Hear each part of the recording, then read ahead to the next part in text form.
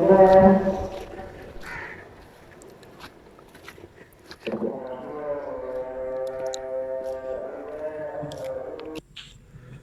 वालेकुम।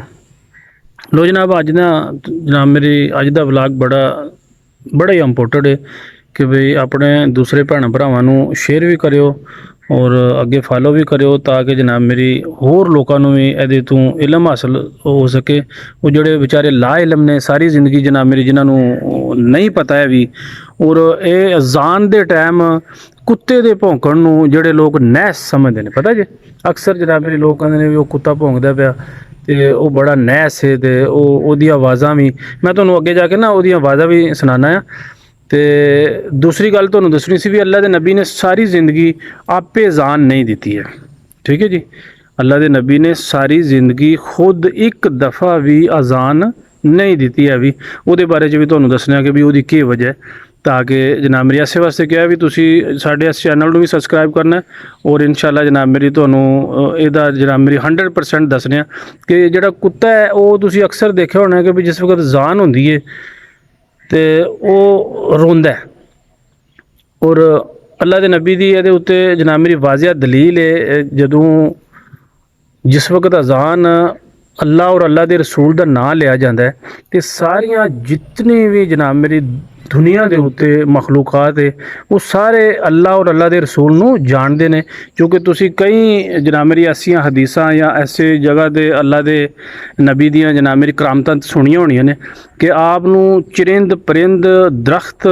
शजर हजर टोटल जड़े ने वो सब जानते सन भी अल्लाह का रसूल, ठीक है। ਇਹਦੇ तो कुफार भी जड़ा है वो मुतमिन है और गल तस्लीम करता है कि भी वाकई जड़ा अल्लाह के रसूल जनाब मेरी जिहड़ी गल कह देन वो दरख्त भी आपनों पता है सजदा देंदे ने, जिहदी वजह नाल जड़ा ना अल्लाह के नबी ने एक दफ़ा भी अजान नहीं दी कि अगर अल्लाह का नबी अजान दे दिंदा तो पूरी जनाब मेरी जिथों तक आवाज़ जाती उतों तक जड़े जनाब मेरी दरख्त सन जड़े जनाब मेरी पहाड़ सन, पता जी करीब पहाड़ ने वो पहाड़ सन होर भी जितनी मखलूकात जिहड़ी कि तुसी नहीं भी देख सकते है भी इंसानी जनाब मेरी नज़र उहदे ते नहीं भी पहुँचती, वो भी जनाब मेरी अल्लाह के नबी दी इस आवाज़ दे लब्बैक कहंदी, जिहदी वजह नाल अल्लाह के नबी ने अगर जनाब मेरी तुहानूं सारिआं नूं पता होवेगा इंशाअल्लाह कि भाई हज़रत बिलाल हबशी रज़ी अल्लाह अन्हु नूं ही हायर कीता सी, वो ही जनाब मेरी अजान दिंदे सन। तो आप जिथे भी जाते सन मक्के जान होवन या मदीने जिथे भी होवन और जनाब मेरी हज़रत बिलाल रज़ी अल्लाह अन्हु ही अजान जड़े ने वो दिंदे सन। तो कुत्ते की जिहड़ी गल है ये तुसीं सुनिया होवेगा कि भाई जनाब मेरी कब्रस्तान दे विच भी अक्सर जड़ा ना बाकी जनाब मेरी बकरी और भी गाय भैंस कुत्ता है बिल्ली इन्हां सारियां नूं इंसानी जनाब मेरी जिहड़ी सज़ा लभदी है ना इंसान नूं वो इन्हां नूं पता हुंदा, लेकिन इन्हां दे नूं अल्लाह दा हुक्म है कि भी ये बोल नहीं सकते और दस नहीं सकते। इहदे विच कुत्ते दा भी शुमार है कि कुत्ता जनाब मेरी तुहानूं मैं ना उहदी आवाज़ सुनाना है, ठीक है।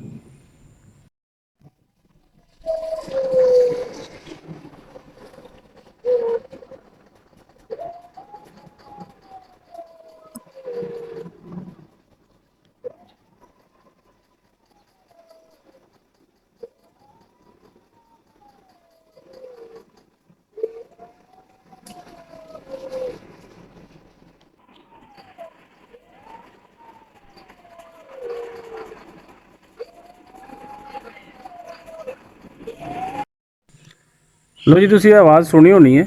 कि भी जनाब मेरी कुत्ता जिस वक्त ऊता मुँह करके जनाब मेरी तुसीं देखिया होना कि भी ये जदों भी जनाब मेरी अजान होवे दी फजर दी अजान जदों होंदी खास करके इशा और फजर दी, वैसे तुसीं देखिया होना कि कुत्ता बगैर अजान तो भी कई बारी जड़ा ना वो ऊता मुँह करके ते रोंदा है, लेकिन अजान दे टाइम खास करके जो रोंदा है तो तुसीं उहदे कदे गौर करो दे ना फजर ते या जनाब मेरी फजर दे टाइम जूँ ही मौलवी मुअज्जिन जनाब मेरी अल्लाह अकबर करदा है तो उस टाइम वो रोना शुरू कर दिंदा, वो सुता है बैठा है कितने भी जिथे भी होवे उन्होंने जनाब मेरी फौरी तौर पर रोना शुरू कर दिंदा है। और इशा दे टाइम इन्हां दो टाइमां ते ज़्यादा होंदा, बाकी भी वैसे वो जनाब मेरी बगैर जान तो भी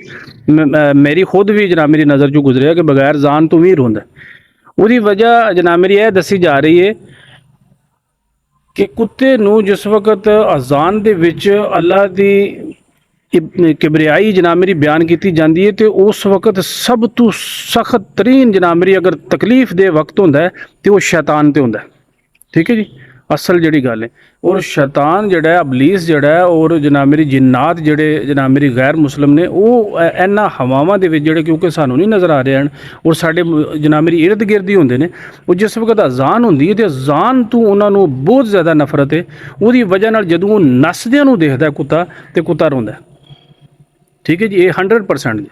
ਕਿ ਕੁੱਤਾ ਜਦੋਂ ਰੋਵੇਦਾ ਉਹਨੂੰ ਤੁਸੀਂ ਦੇਖੋ ਤੇ ਉਹ ਤਾਂ ਮੂੰਹ ਕਰਕੇ ਉਹ ਜਨਾਬ ਮੇਰੀ ਉਹਨਾਂ ਨੂੰ ਦੇਖ ਕੇ ਤੇ ਉਹ ਫਿਰ ਰੋਂਦਾ। ਅਸਲ ਉਹ ਉਹਨਾਂ ਨੂੰ ਪੈਂਦਾ ਕਿਉਂਕਿ ਉਹਨੇ ਵੀ ਤੇ ਜਨਾਬ ਮੇਰੀ ਉਹ ਚੀਜ਼ ਦੇਖੀ ਹੁੰਦੀ ਹੈ ਨਾ, ਜਿਹੜਾ ਸ਼ੈਤਾਨ ਹੈ ਉਹਦੀ ਸ਼ਕਲ ਜਨਾਬ ਮੇਰੀ ਜਿਸ ਤਰ੍ਹਾਂ ਦੀ ਹੁੰਦੀ ਹੈ ਖੌਫਜ਼ਦਾ, ਉਹ ਫਿਰ ਕੁੱਤੇ ਕੋਲੋਂ ਜਨਾਬ ਮੇਰੀ ਜਦੋਂ ਰੋਂਦਾ ਹੈ ਤੇ ਉਹ ਅਸਲ ਉਹਦੇ ਮਗਰ ਰੋਂਦਾ, ਉਸ ਸ਼ੈਤਾਨ ਦੇ ਮਗਰ। ਔਰ ਸ਼ੈਤਾਨ ਜਨਾਬ ਮੇਰੀ ਦੂਰ ਉੱਥੋਂ ਤੱਕ ਚਲਾ ਜਾਂਦਾ ਜਿੱਥੋਂ ਤੱਕ ਉਹਦੇ ਕੰਨਾਂ ਤੱਕ ਆਵਾਜ਼ ਸਪੀਕਰ ਦੀ ਨਾ ਜਾਏ। ਉਹਦੀ ਅਸਲ ਵਜ੍ਹਾ ਇਹ ਹੁੰਦੀ ਹੈ। ਔਰ ਅਸੀਂ ਉਹਨੂੰ ਸਮਝਦੇ ਕਿ ਹਰੇ ਨੈਸ ਹੈ, ਹਰੇ ਕੁੱਤਾ ਕਿਉਂ ਰੋਂਦਾ ਹੈ, ਹਰੇ ਕੁੱਤਾ ਹੈ ਚੰਗਾ ਨਹੀਂ ਹੈ ਵੀ, ਔਰ ਇਹ ਕੁੱਤਾ ਯਾਨੀ ਕਈ ਅਸੀਂ ਕਿਸਮ ਦੇ ਜਨਾਬ ਮੇਰੀ ਅੱਗੋਂ ਘੜ ਲਈਆਂ ਗੱਲਾਂ ਪੁਰਾਣੇ ਲੋਕਾਂ ਨੇ, ਔਰ ਫਿਰ ਉਹਦੇ ਮੁਤਾਬਕ ਇਹ ਵੀ ਅਸੀਂ ਕੀ ਪਤਾ ਕੁੱਤੇ ਦੇ ਮਗਰ ਚੜ ਜੀ। ਹਾਲਾਂਕਿ ਕੋਈ ਐਸੀ ਗੱਲ ਨਹੀਂ, ਕੋਈ ਨੈਸ ਨਹੀਂ, ਕੋਈ ਗੱਲ ਨਹੀਂ। ਤੁਸੀਂ ਬਾਕੀ ਵਕਤ 'ਚ ਵੀ ਦੇਖੋ ਦੇ ਵੀ ਇਹ ਇਸੇ ਤਰ੍ਹਾਂ ਹੀ ਜਨਾਬ ਮੇਰੀ ਜਿਹੜਾ ਨਾ ਉਹ ਰੋਂਦਾ ਜਦੋਂ ਇਹਨੂੰ ਨਜ਼ਰ ਆਵੇਦੀ ਨਹੀਂ ਉਹ ਚੀਜ਼, ਯਾਨੀ ਉਹ ਸ਼ੈਤਾਨ ਜਿਹੜਾ ਉਹ ਇਹਨੂੰ ਉੱਤੇ ਨਜ਼ਰ ਆਵੇਦਾ ਤੇ ਫਿਰ ਇਹ ਜਨਾਬ ਮੇਰੀ ਉਤਾ ਮੂੰਹ ਕਰਕੇ ਰੋਵੇਦਾ। ਠੀਕ ਹੈ ਜੀ।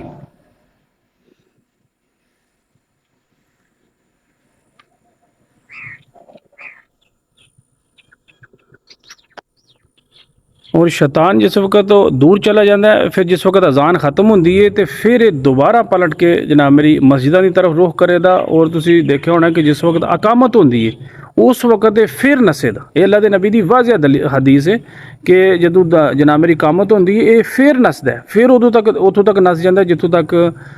ਯਾਨੀ ਇਹਦੀ ਇਕਾਮਤ ਦੀ ਆਵਾਜ਼ ਇਹਦੇ ਕੰਨਾਂ ਤੱਕ ਨਾ ਪਹੁੰਚੇ। ਬਾਹਰ ਯਾਨੀ ਮਸਜਿਦ ਤੋਂ ਬਾਹਰ ਦੌੜਨ ਦੀ ਕੋਸ਼ਿਸ਼ ਕਰੇਗਾ ਔਰ ਫਿਰ ਦੁਬਾਰਾ ਆਵੇਗਾ। ਦੇਖੋ ਸ਼ੈਤਾਨ ਦੇ ਵਿੱਚ ਕਿਤਨੀ ਤਾਕਤ ਹੈ, ਤੇ ਜਿਹੜਾ ਕਿ ਅਸੀਂ ਸਾਨੂੰ ਨਜ਼ਰ ਨਹੀਂ ਆਉਂਦਾ ਔਰ ਅਸੀਂ ਜਨਾਬ ਮੇਰੀ ਸਮਝਦੇ ਹਾਂ ਕਿ ਵੀ ਅਸੀਂ ਬੜਾ ਕੋਈ ਕਰਨਾ। ਸ਼ੈਤਾਨ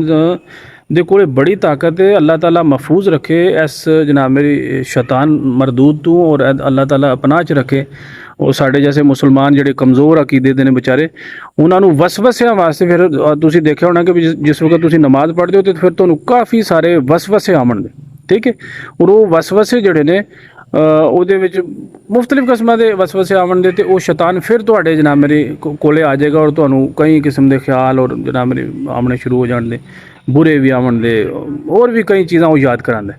ਤੇ ਲਿਹਾਜ਼ਾ ਸਾਡੀ ਦੁਆ ਹੈ ਕਿ ਜਨਾਬ ਮੇਰੀ ਅੱਲਾਹ ਤਾਲਾ ਇਸ ਸ਼ੈਤਾਨ ਮਰਦੂਦ ਤੋਂ ਬਚਾਏ। ਔਰ ਸਾਡੇ ਇਸ ਚੈਨਲ ਨੂੰ ਸਬਸਕ੍ਰਾਈਬ ਕਰੋ, ਫਾਲੋ ਕਰੋ, ਅੱਗੇ ਸ਼ੇਅਰ ਕਰਿਓ, ਤੇ ਇਨਸ਼ਾਅੱਲਾ ਦੁਆਵਾਂ ਯਾਦ ਰੱਖਿਓ। ਅਗਲੇ ਵਲੌਗ ਤੱਕ ਇਜਾਜ਼ਤ ਦਿਓ। ਅੱਲਾਹ ਦੇ ਵਾਲੇ।